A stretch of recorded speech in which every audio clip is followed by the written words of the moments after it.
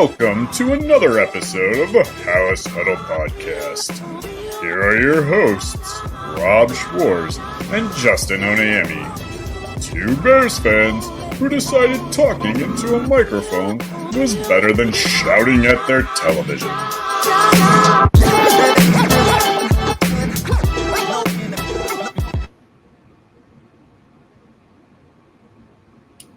Welcome in to another episode of the House Huddle Podcast.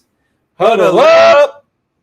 I'm Rob Schwartz with Bear Goggles On. Always with me, Justin Onayemi. That's right. This is episode 56. You got any names? So, I did not look anyone up, and I had no memory of a 56. Well, that's probably because there's only been one. Aha, okay. Throughout the whole 100 and 2 years we are now? So now I don't feel so bad because I couldn't think of a single one. He is in the Hall of Fame, though. Ah, okay. All right. What do you got? So, Bill Hewitt. Okay? I had no idea who this guy is. I don't know if he played two ways because the stats that I was finding is a little bit odd, but... So is he like a way, way old player? Like Yes. Okay. Yeah. So, like in the 30s and 40s. The golden age. So Bill Hewitt, he was a 5'9", 190-pound defensive end. So you're telling me there's a chance. He played out of Michigan. He unfortunately only lived till the age of 37. He died in a car accident. Played 9 years in the NFL, 4 with Chicago, 5 with the Eagles. Like I said, he was a Hall of Famer, and he is known to be one of the last players to refuse to wear a helmet. Well, could be part of the reason why he died at the age of 37. Yeah, I mean, I would think once other people had them on, you'd want to put one on. Granted, they weren't what they are now. No. They were leather, probably. Yeah. Oh, so he was really old school then. He was really old school. Wow. I know in hockey, when they transitioned to wearing helmets, there were players who didn't want to. Yeah. So, and that was kind of like in our lifetime. I was going to say. That's a little bit of a different generation than this guy. All right. Bill Hewitt episode. Didn't even know. I thought we were going to have to go no name. Or if we ever can't find a number, I don't know if there's any more, we'd have to name like our favorite person with that number not on the Bears. Oh, okay. 56, Lawrence Taylor for Giants, legendary. We could do that. Although I feel like once we hit 99, are we going to reset? I don't know. We have to figure that one out. Well, we're going way past that in episodes, so we're going to have to figure something out. Easily. Okay, so this is going to be my last episode for a little bit. I am already in vacation mode. I am ready to go. There you go. I am out the door in a little bit more than 24 hours. I have a 3:30 pickup time for a 6 o'clock flight. Wow. Out of Midway on Wednesday. So, yeah, right around the corner. All right. And well, you will be missed. I will not be here again for week 1. It's a tradition. Yeah. We're just going to keep it up. I don't know if I like the tradition, but, I do think, though, even if I am here next year, Bob has to be on that show. He's a week 1 fixture now. That's right. All right. Well, you broke the news. I did. I'm 98% sure that we're doing it. There's still this 2% because we haven't worked out the details. But Bob Weiss, I need you, man. Yeah, make it happen. All right, well, this should hopefully be a little bit of a quick episode. Week 1's always a little bit weird because you think you know what to expect, and then things just... Wait, can I say one more thing, though? Yeah. If they win this year, they won last year, week 1, you weren't here. Oh, are you allowed to be in the first episode? No, I can't. Well, hopefully they take care of business. We'll get into that. That's what we want to talk about. That is what we want to talk about. So it's Bears-Packers week, right? Rivalry week, opening day for the Bears for the season, which is always exciting when it's Bears-Packers. They made them like the game of the week, too. It's a 3:25 kickoff. I mean, you got Justin Fields versus Jordan Love. Yeah, it's good. It should be exciting. Before we get into it, though, please hit the subscribe button. If you hit the subscribe button, you will be automatically placed into the drawing to win a Chicago Bears jersey of your choice. Doesn't have to be Justin Fields. We've completely gone away from that. So, yeah, hit the subscribe button. Get a chance to win a free Bears jersey on behalf of Justin and I in the House Huddle. And, like we keep saying, tell your friends, tell your grandmas. You guys see a random person on the street and they're wearing Bears gear. I've been doing it at the markets when my wife's working the markets. I'm like, hey, check out the House Huddle podcast. They're giving away a free jersey. All you got to do is subscribe. There you go. That's what I've been saying. People have been listening. So hopefully some of you guys have subscribed since then. That was just this weekend. So again, we got Bears, Packers. I I actually made a graphic for that as well. Let's throw that up there. There we go. Justin right. Fields versus Jordan Love. Love it. They don't actually play against each other. Oh, no, don't love it. No, I know. After I said that, I was like, whoops. Fields it? No. Fields it. We can just like it. That's like the Bears or Bulls commercial. Steal a score with Zenny. Sorry, it's not. We're not promoting any of those. So. Yeah, I'm actually unfamiliar with that commercial. Right, I'll tell you off the air. We got to get to it. We got to get to this. So yeah, I mean, you're right. They always kind of hype up the quarterbacks, but they don't go against each other. They don't. Later in this episode, we're going to talk about some key matchups that will be presenting themselves on the field. We will. And the winner or loser of those matchups might be the winner or loser of the game. That's right. Before we do that, I just thought we'd run through. This is such a big rivalry. I wanted to go through some all-time records and stuff like that. Well, I don't know what you're going to say, but I will say it doesn't even seem like a rivalry anymore with how bad the Bears have been lately. Well, that brings us to this graphic. Oh, boy. Okay. All right. So these are some records here, and I'll go through them real quick, and I'll explain what each one is. Okay. I didn't want to give it away, Okay. right? Didn't want to give it away. So obviously the first one here, Bears versus Packers, Bears 95, Packers 105. There's also 6 ties that are not included in that. But Let's just throw those to the Bears. That's the all-time record. Yeah, we'll just give those to the Bears. It's almost a tie. But that was just overtaken by Green Bay, not that long ago. If I remember, It was like... It used to be like it was a 500 series. Yeah. And I want to say it might have been the 100th anniversary for the Bears is when they lost it. But I could be wrong. That was the most wins all time. Oh, that's what it was. Most wins all time. You're right. So the next one on there, Chicago Bears have won 3. Packers have won 17. If you know math, that's pretty easy to figure out. But knowing that they play 2 times a year, that is the Bears versus Packers record over the last 10 years. So if you're in your 20s, it's hard to be a Bears fan, right? Yeah. Very hard to be a Bears fan. Well, this is why Aaron Rodgers says he owns the Bears. That's right. And most of those are him. Well, and Aaron Rodgers might come up here in a little bit with those stats as well. Okay. So the next one, 14-46. Even if you're 40, it's hard to be a Bears fan. That's my age. That's my age as well. 14-46 over the last 30 years. When I can think of my early Bears fandom was probably late 80s, and the Bears whooped the Packers on a regular basis. That's mostly where those 14 wins came Well, no, from. I think that was right before that. You said that's the last 30 years. Oh, you're right. Yeah. Yeah, so then it just all changed. And Yes. I'm guessing that's because of Favre and then Rodgers. So Favre is right there. Favre is next. So 13 wins for Chicago versus 23 wins for the Packers. That is the Bears record versus Favre. Okay. The only positive time that we have here, 8 wins, 10 losses, the Lovie Smith era. And I have to point out 2 things. One, Lovie Smith is very underrated, in my opinion, as a coach. He might have lost his touch, obviously, as the game kind of changed with his defensive mentality. But at one point during that span, in fact, it was the first 5 years, Chicago was 7 wins, 3 losses. Wow. Yeah. Well, he came in and at his opening press conference said beating the Packers is like the only thing that matters or the number one thing. Yes, that's right. And I mean, people probably took that literally. Like if you went 2-14, this was when he played 16, by the way. Yep. That would be a successful season if the 2 wins were against the Packers. Yeah. I mean, that's going a little too far, but yeah, he played them almost even. He did.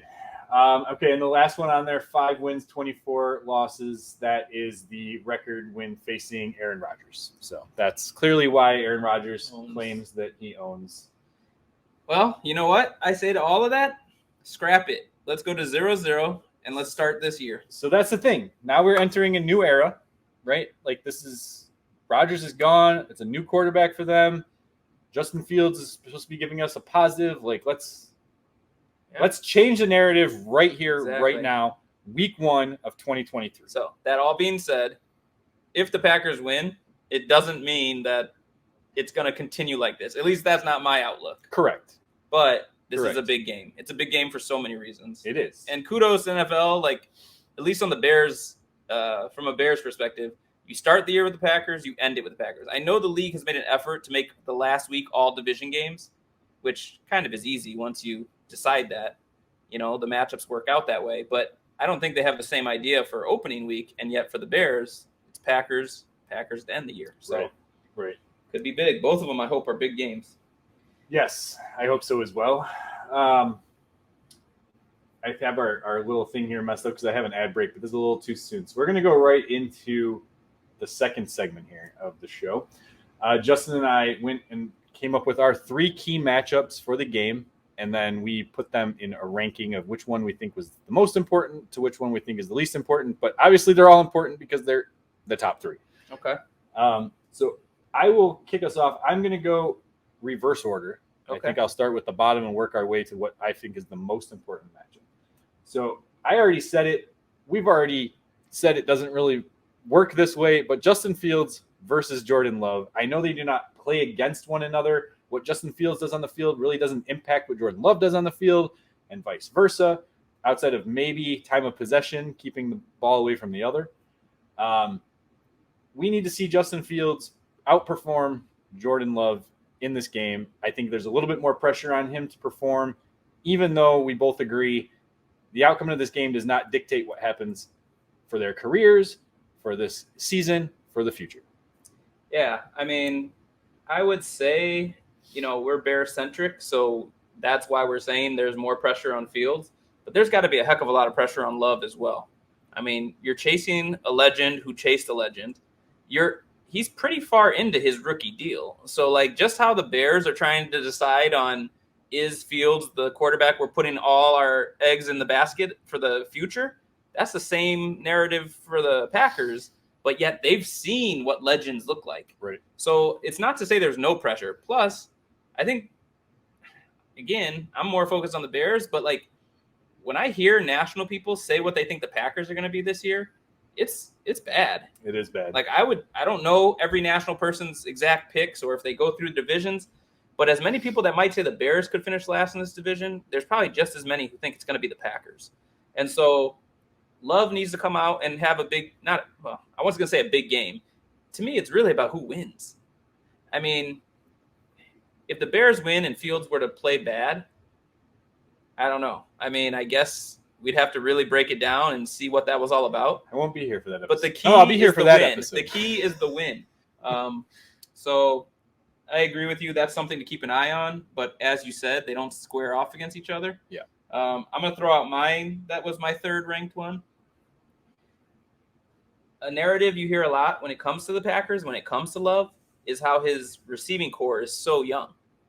And when I think of the strength of the Bears defense going up against that receiving core, I'm looking at the young Bears secondary against the young Green Bay receivers. Whoever plays better in this matchup, I think, will go a long way in deciding who wins. Now, I say young. Clearly, Eddie Jackson is kind of like the veteran amongst the group. But you look across the board, Brisker, Gordon, Stevenson, rookie, 2 years in, are those guys going up against Christian Watson, Dobbs? Yep. And Romeo Dobbs. And who's their other? Jaden Reed. Okay. So, I think that's going to be a key thing. I left Jalen Johnson out. I guess he's a young veteran. He's a young veteran. He's on his rookie year still. True. Rookie contract. Yeah. So, I'm curious to see how the Bears secondary matches up against those guys because, well, it also has to do with pressure. That's a whole separate thing. Maybe you'll get into that. I don't know. But whoever wins that, I think will possibly have a good chance at taking the game. I agree with you. I didn't have it on my top 3, but I do think that that'll be important. I kind of have the opposite a little bit here for my next one. I have DJ Moore versus Jair Alexander, but maybe not particularly just him. I don't know for sure that Green Bay is going to shadow DJ Moore. He could obviously, he gets moved around. He could see other corners as well. So it's kind of DJ Moore versus the Green Bay Packers secondary. I'll use Alexander as the scapegoat here because he's probably the most well recognized in that group. And he also was drafted the same year as DJ Moore. So we do have a little bit of a history here. So DJ Moore has played against Green Bay in 2 games since he's been in the NFL. In those 2 games, he has 0 touchdowns. Not good. Okay. But there's always a but. in those 2 games, he finished with 15 receptions on 19 targets for 251 yards. 2019 they played. He had 9 catches for 120 yards. And in 2020, he had 6 of 8 targets he caught for 131 yards. I'm loving those stat lines. Yes. Touchdowns or not. Touchdowns can be fluky in a way. Yeah. And the touches, the success rate, I didn't do the math, but that's a high success rate of catches per target. Correct. And the yardage. And so if he could put up a game like the average of those two, that's a good sign for the Bears. Yes. Good sign for him, good sign for Fields across the board. That was actually my number 2 as well. Okay. And I don't think, based on how I've observed the Packers in the past, I don't think they'll have Alexander just shadow more. And also, let's put some of this on Luke Getsy. Right. You should be scheming ways to not have that be the matchup. That's right. At times as well. And I know one of the things we really like about him, he can play outside, he can come from the slot, he can do a lot of things. So we'll see. In the preseason, something the Bears did very well was with screens and picking the right time to do a play like that. It almost doesn't matter who you're matched up against, So I'm really curious how Luke Getsy will attack his former team. Hopefully he still knows quite a bit about their personnel and can exploit some of the weaknesses. I mean, in Alexander, I know you don't think he's as good as he's kind of touted, but he's up there. He's one of the top corners in the league. So I think that's a key matchup as well. I think Jalen Johnson's better. Okay. Doesn't take the ball as much as Alexander. That's okay. Less than 60% completion. So since you took my number 2, can I go with my number 1? Yeah, I want to hear it. All right. So my number 1, and again, you showed all those numbers about Bears Packers over the years. We can go back all 102 years, but that you got to just throw all that away in my mind. Because for the one I think is the number 1, none of these guys were part of that. No. I have the Bears' new look linebacker core against the Packers running backs. Okay, and I know it's not as simple as that, but oftentimes linebackers are going to be responsible to fill these gaps on run plays and to cover if those guys go out on passing situations. So I'm looking at Edmonds, I'm looking at TJ Edwards. If they can limit what Aaron Jones and AJ Dillon are able to do, then you make it about Jordan Love. And I don't know that he's ready to just carry them to a victory. I want to see them put them in that position. And it starts by stopping the run. It's one of the things the team couldn't do last year at all. And that doesn't only go on the linebackers. I mean, part of that's hopefully a guy like Andrew Billings is going to eat up blocks and leave open paths for Edwards and Edmonds to do damage. But I look at that matchup pretty crucially. If early on in the game, Jones and Dillon are doing whatever they want, could be a long day for the Bears. It could, although we do have Dillon on our fantasy team, so... Will we be playing him? No, probably not. Probably not. Although I do have an Aaron Jones share too. Okay. So I kind of have a similar one. I have the Bears front 7, which obviously includes the linebackers, and I have that versus the Packers running game because we saw already in the preseason them get just torn up by Buffalo, and part of it was they took out Andrew Billings and they took out Justin Jones and they put in the rookies, and it was like they just were parted. Like they just could not stop the run. And I don't know if they're going to have to look at doing a rotation where only one of those guys rotates in and they swap them, like do a yin and a yang, because I don't know if having both of them out there is going to work against a team that really does push the running game, especially now with Aaron Rodgers gone. I think that's going to be their focus. But it kind of goes into just football 101, right? Like you win in the trenches. So the Bears defensive line needs to outplay the Packers offensive line. And I think that all just kind of goes hand in hand. And I think that's going to be the most important thing that we need to see. One of the weakest components of this Bears team last year has been completely revamped, minus one guy. And it's all intertwined because yes. I started by saying the Bears secondary against Packers receivers. Secondary can play better if they know it's pass downs. Yes. If they know the quarterback's not going to have as much time as he wants to have. So it's all intertwined. But I agree. So I guess we kind of were similar on number 2 and number 1. We were. If you like our key our 3 keys to the game for Chicago to beat Green Bay. Definitely hit the like button, hit the subscribe button to get that jersey. If you don't like it, hit the like button anyway. Leave us a comment. Tell me where we're wrong and what is more important to you than what we just explained. We're going to take a quick break, though, take an ad break, and be back with another segment.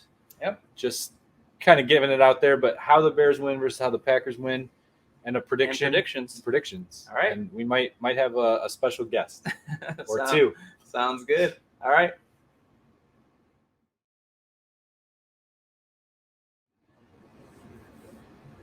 And we are back. Episode 56, Hallis Huddle. Looking forward to week 1, Bears-Packers. Huge game. Anytime you play your division, it matters a little bit extra. Bears were 0-6 in the division last year. I forgot. I blacked that out. Yeah, everything, erase it all. But no, that can't happen again, obviously. This team should have much higher aspirations than where they were last year. So how great would it be to start with a victory against the Packers? In the division. In the division. That would be huge. Yes. So with that in mind, and plus, and if I'm KC guessing Detroit will already be 0-1 at this point. Right. So that's it'd be how nice. It's got to be. But basically what we want to do now is talk about what would it take, like what are we looking for that is a sign that the Bears will likely win versus what could we see that would be a sign that the Packers would win. So kind of like Packers win if, Bears win if. And how many of those did you do? I don't know. I didn't really. I just have like a general sense. Yeah. Okay. Kind of like. I guess it's things, but like I feel like all these things have to happen together for it to be a victory. And if Green Bay does the opposite, like the other things that I say, right, then that might negate what. So I came up with like 3 for Bears win if, but one is super vague. It's like football 101. So maybe I'll start with that one. All right. And then the other ones are more like, hey, if this were to happen, that'd be a good sign. Sure. Like vague as in like score more points than the other person, team. Not quite that vague, but almost there. Because you look at Eberflus and he comes in with hits principle, and it's this kind of cheesy thing that really is just saying play smart, take the ball away, like hustle more than they do. And in a sense, so I'm looking at a few key factors. Time of possession. Okay. Now what that means, it means you're converting on third downs. It means the run game is working. It's meaning you're playing clean football where you're not turning the ball over and you're having drives that sustain themselves. So time of possession, win the turnover battle, of course, because that's what the T in hits is. And hits is part of limiting penalties. A little bit of up and down in the preseason with that, but I don't want to base it on the preseason. Some of the guys who are making those penalties aren't on the roster. But I want to see a clean game, and I think that bodes well for the Bears. I mean, they've really stepped up the talent on paper. So now it's like you can win if you just play a clean game. What do you think about that? Yeah. Oh, I completely agree. It is vague, but it's important. I feel like we talked about that last year, and I do feel like they were one of the least penalized teams in the NFL. Like they were doing things right. They just didn't have the talent. Now they're starting to put that talent together. So if they continue to do those things right and have the talent. Right. I mean, like you said, they didn't have the talent, and they ended up 3-14, but they played 7 one-score games. Right. So that's staying in the game, even games you probably had no business being in. And we're not talking like they came back. Like, remember the Jaguars back in the day? Like, they would come back. Blake Bortles would, like, be a fantasy guru because, like, he would just put up a bunch of garbage points at the end. And still fall short. And it would look like it was a lot closer than it really was. Right. It was nothing like that. Yeah. It was nothing like that. It was always a close game outside of the Dallas game. Yep. That's the only one that really stuck out to me is like, they never really were in it. Never. They started to claw back, kind of like what you're saying. Right. But it was more like just a garbage thing. I'll just give you all of my Bears stuff, and then you can give me your other 2 then. Okay. So for me, the Bears will win if Justin Fields puts up more than 300 total yards on offense. I don't care if it's through the air with his legs, however he does it, 300-ish yards, the Bears are going to come out victorious. Okay. The defense has to sack Love a minimum of 2 times. If not, at least cause turnovers off of pressure. Interesting. And I didn't give a specific number of takeaways I feel like that are needed. So that's not part of mine. The Bears defense needs to hold the Packers running game to under 110 total yards. And I think that should be doable, but it's also tough. They're a tough running team. And then the last one is no key injuries, because if there's a key injury that takes place, everything just goes up. Yeah. Specifically at O-line, I feel like we're not quite sure what the health of the Bears is. Safety. Yeah, that's true. Brisker's been And Eddie out Jackson most of the too. time. He didn't even talk at his press conference today.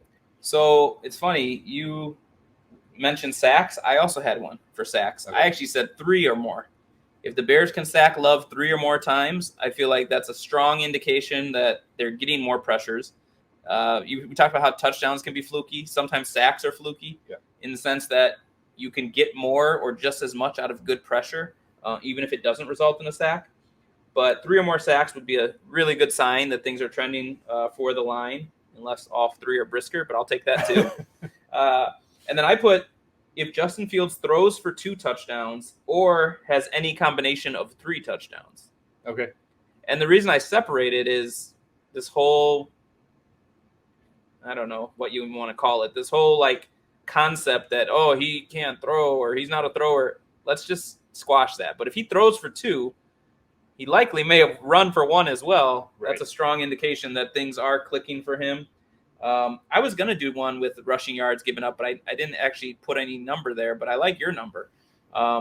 Obviously, 100 is kind of like this number if you can hold someone under 100, but they were the worst rush defense in the league last year. So 110 going up against a team that does have a good rush attack would be pretty, a pretty strong performance. I think so. I think it means that they're keeping the ball in their possession, and then you were back at your whole, generic thing, keeping time of possession. Exactly. Well, if we flip the script, I guess I did actually secretly do what I just said I didn't. Okay. Packers win dream. if. Okay. Yep. Packers win if. I said they have success running the ball, and I said over 150 yards or over 5 yards per carry. Okay.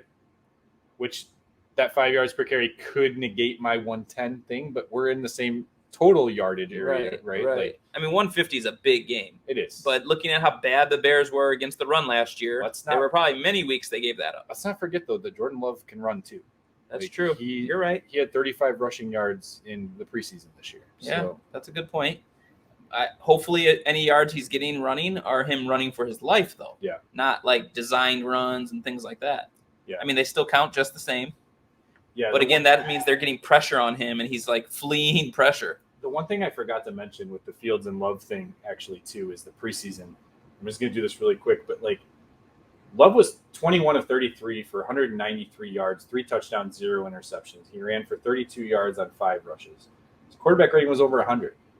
Justin Fields was 5 for 9 for 180 yards. So he only threw 9 passes in the preseason, and that honestly worries me a little bit. It doesn't worry me at all. Okay. It doesn't worry I'm me at glad all. it doesn't worry you, because even guys like Josh Allen threw the ball more, and Patrick Mahomes threw the ball. Like, I mean, it was weird to me that they scripted 13 plays and then took him out instead of just letting him finish that drive. And when did they take him out? After the hit first time he took a hit. That they said wasn't it. I don't believe Both it. I told you I wasn't going to argue against it, right. But I don't believe that. They saw him get hit. The number one thing they needed out of the preseason was him to come out healthy. And we got that. Because guess what? If Jordan Love went 67 for 70 throwing the ball for 600 yards and 12 touchdowns and 0 turnovers, it all goes to 0 on week 1. That's right. So I don't care that he didn't throw the ball a whole lot. I care a lot more about the types of throws he must have been doing all during the offseason, all during OTAs, all during practice. Yeah, and it wasn't good. All right, so my Packers win if Jordan Love limits his mistakes and doesn't turn the ball over. Pretty simple. The running game gains 150-plus yards, so I had the same number. There we go. And the defense keeps Fields in the pocket the whole game. That's not easy to do. Yeah, I mean, whether it's design rollouts, whether it's anything, just keeping him in the pocket. That's not easy to do. I had one more for Packers, and this does sound somewhat easy. I said Packers win if they force 2 or more turnovers from the Bears. Now, remember, they were close games last year, and there's a response to this, but that were lost simply because Velus Jones muffs a punt. We have a returner now, so hopefully he's sure-handed, and we don't have any special teams turnovers. Yeah. So basically then what we're saying is Justin Fields and the offense cannot turn the ball over 2 times or more. Okay. I mean, certainly the more. I could see Yeah. them pulling it out with 2 because maybe your defense forced 1 or 2 as well. Sure. But if you get 3 turnovers, you can pretty much kiss it goodbye. They're not good enough yet, I would say, to Agreed. simply overcome that type of thing. Agreed. All right. The last thing is just our predictions. I really wish we had, Mitch and Jim to do predictions. So I actually got a note left at my door today, and it was from Mitch and Jim. So they gave us our predictions. They must have been at the local Wingstop pizza joint. I don't know here. A lot of grease on that thing. Yeah, so I don't know if you guys can see this here, but they have the Bears winning 63, Packers with 6, and Packer fans are going to have infinite tears. Wow. It's hard to read with all that barbecue sauce on there. Yeah, but it looks clear like that sauce. it's clear that they got the Bears in a rout. There we go. So you got it lopsided like that, Rob? I don't. I have it much closer. I have it 28-21 Bears. All right. So as I said, to me, I want to start the rivalry right now. It's 0-0 in my book. New era for them, for the Packers. Somewhat of a new era for the Bears. I mean, Fields has been around. He's going into year 3. But to me, this is like a clean, fresh start. You have a roster. It's kind of like we said, there are no more excuses in a sense. And the fact that this is a big division game, I have the Bears winning 27-17. A little bit bigger margin than you. I like it, though. Because I really believe the defense is better than a year ago. And I'm going to have to watch this probably on record. I don't think I'm going to be able to access the game live in Punta Cana, but we will see. If not, I do have NFL Plus, so I can watch it immediately after the game is over. I'll already know the score, but that's okay. I have to watch it. I was going to say, you don't want me to for business purposes. send you any. You can send me whatever you updates? want. It's going to come up my phone anyway. Okay. You paid for the cover. You don't get what's it called, roaming charges or anything? No, I'm on the resort Wi-Fi. Okay. There you go. There we go. I'll be working from vacation probably too. So, Don't that's work it. too much. No, I won't. It'll be all Bear stuff, so it's more like a passion than it is working. So. Okay. And it's by the pool, by the beach. There you it's go. not work. All right, so that's it for us for episode 56. We are going to be on I always call it the Bumcast. It's actually not what it's called. But if you search the Bumcast, you'll find it. We're going to be on their show here live. When you watch this, it'll be old, but go back and watch it if you want to hear more of Justin's and my takes regarding the Chicago Bears heading into 2023. Hit the subscribe button. Hit the like button. Leave us comments. The comments have kind of died off a little bit. We love the comments, so make sure to do that. I got nothing else. Hey, yeah, another good episode. I feel like we'll really hit our stride when the real season starts coming and Bears are playing well and getting wins. I'm excited to look forward to it. Unfortunately, you won't be here week 1. Okay. Bob Weiss, I need you. Let's go Bears. Go Bears. All right, bear down. Bear down.